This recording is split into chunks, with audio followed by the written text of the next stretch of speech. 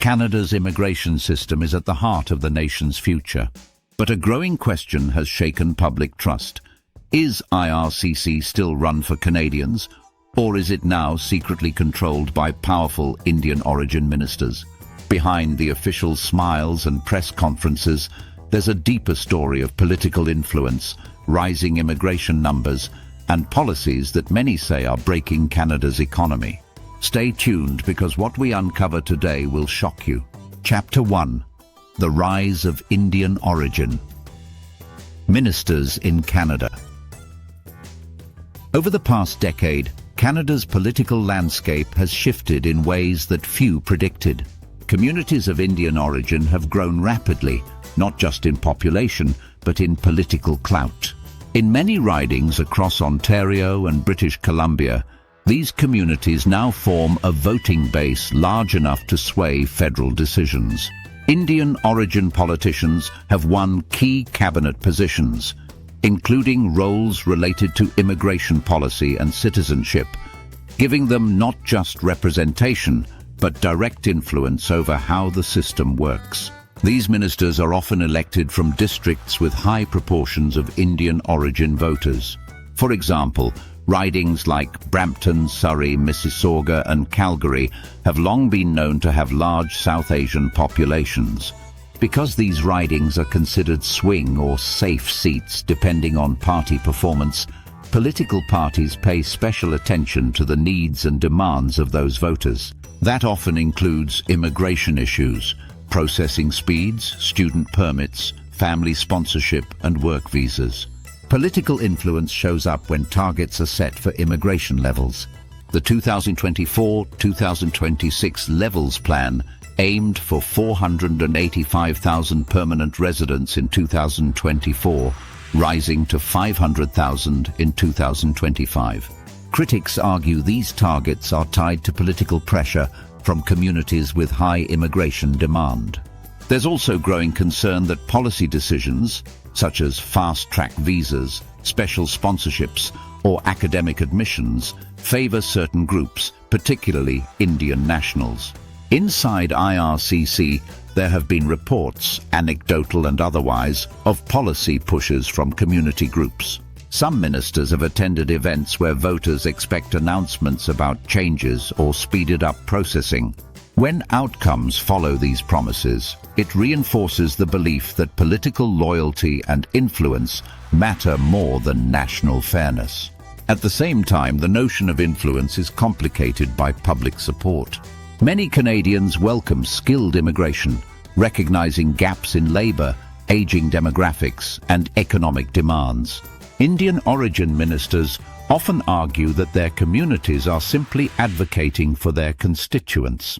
So what looks like favoritism to some looks like representation to others. The question becomes whether the system still balances national interests against community demands. Given this, the greater concern isn't merely that Indian origin ministers are powerful, it's whether that power has tipped the balance. Has policy drifted from serving broad Canadian public interest towards serving particular communities more? This is the core question as we explore the next chapters. Chapter 2. Shifts in immigration policy and numbers. When you look at the raw numbers, change is undeniable. In 2019, Canada accepted about 341,000 permanent residents. By 2022, that number rose to about 437,000, and the government's plan was to stabilize around 500,000 annually in 2025. But with little public breakdown by nationality in many cases, much of the statistical burden remains opaque. Still, India is consistently the largest source country among newcomers. In the realm of temporary permits, student permits, work permits, etc., IRCC statistics have shown dramatic fluctuations. For instance, the 2024 annual report projected around 360,000 approved study permits, which represented roughly a 35% reduction from previous years in certain categories. Policies tightened in early 2024 for student visas from India, resulting in a 31% drop in permits issued to Indian students in a comparative period. Approval rates have also varied greatly. One recent data window showed student visa approval rates of just 43%, contrasting with 69% approval for work permits in early 2025.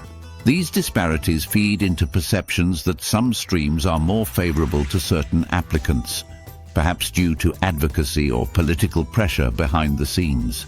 Also relevant, annual targets. The Immigration Levels Plan 2024 to 2026 set targets: 485,000 permanent residents in 2024, 500,000 in 2025. But debates in Parliament, media pressure and public backlash over housing and resource strain have led to adjustments. At one point, the target was revised downward to roughly 395,000 for 2025 in response to concerns about affordability and infrastructure. These shifts in numbers aren't just dry policy, they have human consequences. For students, delays and rejections can derail education plans.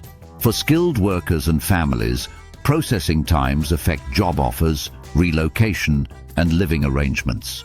For Canadians broadly, these shifts create ripple effects through housing markets, public services, and social cohesion. This chapter underscores that immigration policy is not static. It moves based on governmental priorities, public pressure, capacity constraints, and demographic lobbying. And when some communities have stronger political voice, the policy shifts may reflect that disproportionately. Chapter 3. Impact on jobs, housing, and wages. High immigration and temporary resident numbers exert strong pressures on housing supply. As of mid-2025, average home prices across Canada are hovering around $670,000 to $700,000 in many major markets. In July 2025, the national average home price was about $672,784, showing a slight monthly decline, but still up year-on-year compared to July 2024. Meanwhile, wages have not kept pace. A study comparing real estate prices since 1981 and median wages through 2024 found that home prices have grown nearly 7 times faster than wages. Although median real hourly wages for full-time workers rose by about 20 to 24% between 1981 and 2024, housing costs have escalated far more. Rent affordability is also collapsing. In Toronto, highly competitive lottery-style ballots for affordable units show demand massively exceeding supply. A recent affordable housing lottery with only 135 units received over 12,000 applications. Market rents are over $2,200 nationwide for many units. In places like Toronto, averages are much higher. Job competition is intensifying in sectors where skills overlap. For graduates in tech, trucking, healthcare support work and similar fields, entry-level wages haven't seen strong growth. Employers sometimes prefer foreign workers or applicants who accept lower wages or more flexible terms. This contributes to local resentment, where Canadian-born workers feel displaced or undervalued. Public services are also stretched. Healthcare, transit, education and social housing all feel the strain of population growth. Cities like Toronto and Vancouver report rising wait times, congestion, and shortages of affordable units. Infrastructure expansion lags behind population growth driven by high immigration. All of this adds up. The economic burden is real for many Canadians. Whether or not IRCC is controlled, its policies contribute to these pressures. And when communities perceive that policy is favoring certain newcomers over local citizens, the distrust grows. Chapter 4 is IRCC politically neutral. By design, IRCC is supposed to operate based on set mandates, policy and resource capacity, not political expediency. But public records and media reporting reveal several areas where neutrality seems compromised or at least questioned. One example is through immigration targets that adjust in response to political backlash or public pressure. The 2025 target of 500,000 permanent residents was under frequent scrutiny due to concerns over housing and affordability, leading to revisions. Critics point out that regions with high Indian origin populations tend to see stronger political interest, which may influence decisions like where temporary foreign worker programs are concentrated or which consular offices get prioritized. Visa processing times and approval rates show variation across applicant origin countries. For example, Indian student permits dropped by 31% in a recent comparable period. This may reflect policy clampdowns, but it also raises questions of selective tightening. Some members of diaspora communities report that under certain ministerial or parliamentary announcements, their constituents receive assurances of expedited processing, while applicants from lesser represented regions wait far longer. Another sign is in public messaging. Ministers from Indian origin or with large South Asian constituencies often attend community events focused on immigration, promising better access, more permits, or relaxed requirements. When policy announcements later align with those promises, it consolidates the impression of influence. Even if those promises are fulfilled partly, disparities remain. Applicants from non-Indian origin communities often perceive they receive less favorable attention. Audits, transparency reports, and departmental metrics show gaps. While IRCC publishes open data about permanent and temporary residents, the details about national origin breakdowns, waiting times by country, and internal policy impulse sources are often buried or aggregated, which reduces accountability. This opacity makes it easier for perception of undue influence to persist. In some, neutrality is being questioned, not necessarily as a proven claim of wrongdoing, but as a perception built on data, patterns, and political dynamics. When institutions like IRCC start being seen as favoring some over others, public trust erodes, regardless of whether control is secret or merely structural. Chapter 5. The Future of Canada's Immigration System. Looking ahead, Canada's immigration policy must grapple with three pressing constraints: housing, infrastructure, and social cohesion.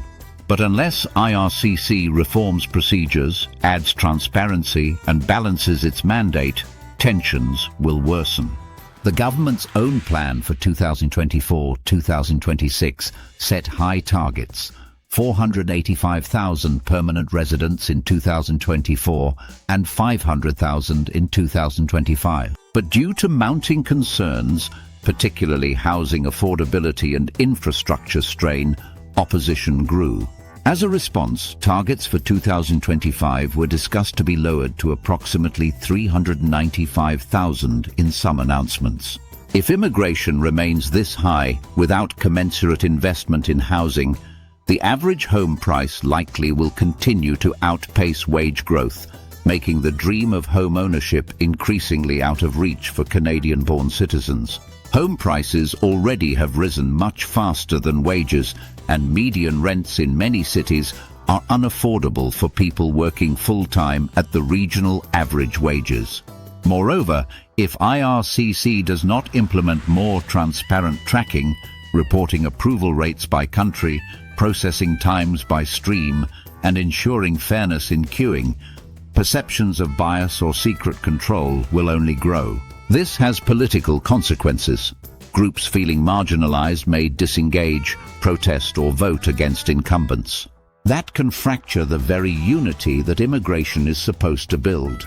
Policy reforms might include capping temporary work visas in regions already saturated, increasing investment in affordable housing, ensuring wage protections so that newcomer inflows do not undercut local labor, and making ministerial announcements more accountable. In the longer term, Canada has to answer, is its immigration system going to serve the country as a whole, or is it going to be shaped by powerful interest groups and communities with strong political voice? The future depends on restoring balance, fairness, and national interest. If you believe Canadians deserve to know who really runs IRCC, hit that like button, share this video, and subscribe for more deep dives into the truths behind politics. And tell us in the comments, do you think IRCC is still serving Canadians, or has it been captured by political interests?